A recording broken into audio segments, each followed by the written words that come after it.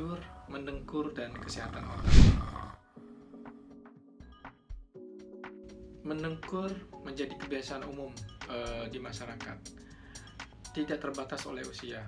Bisa terjadi pada segala usia, bahkan anak-anak. Tapi memang mendengkur lebih sering ditemui pada orang tua. Kenapa? Karena seiring bertambahnya usia, otot tenggorokan dan lidah akan lebih rileks pada saat tertidur, sehingga akan menyebabkan bergetar pada saat bernafas, dan getaran inilah yang menimbulkan suara dengkuran itu. Ya, mendengkur biasanya memburu ketika tidur terlentang.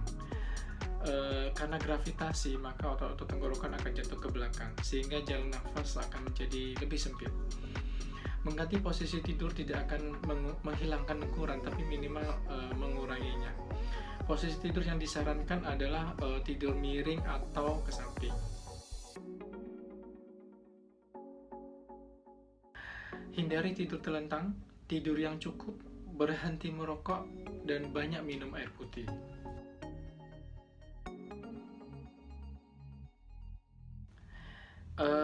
Kurang tidur bisa menyebabkan perubahan hormon, terutama hormon yang mengatur rasa lapar dan nafsu makan.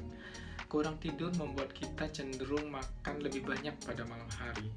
Nah, kebiasaan inilah yang menyebabkan naiknya berat badan yang mungkin berlebihan, yang kita sebut dengan obesitas. Jadi usahakan tidur minimal 7-8 jam sehari.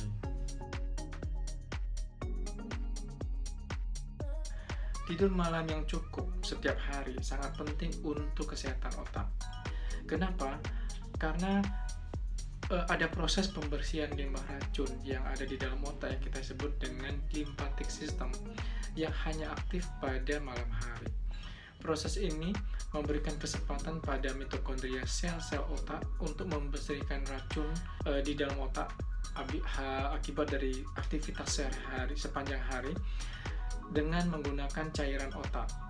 Di samping itu, lymphatic system ini juga menyebarkan zat makanan ke dalam sel-sel otak, ke seluruh otak, sehingga sangat penting untuk mengurangi resiko meningkatnya penyakit degeneratif dan juga tumor otak.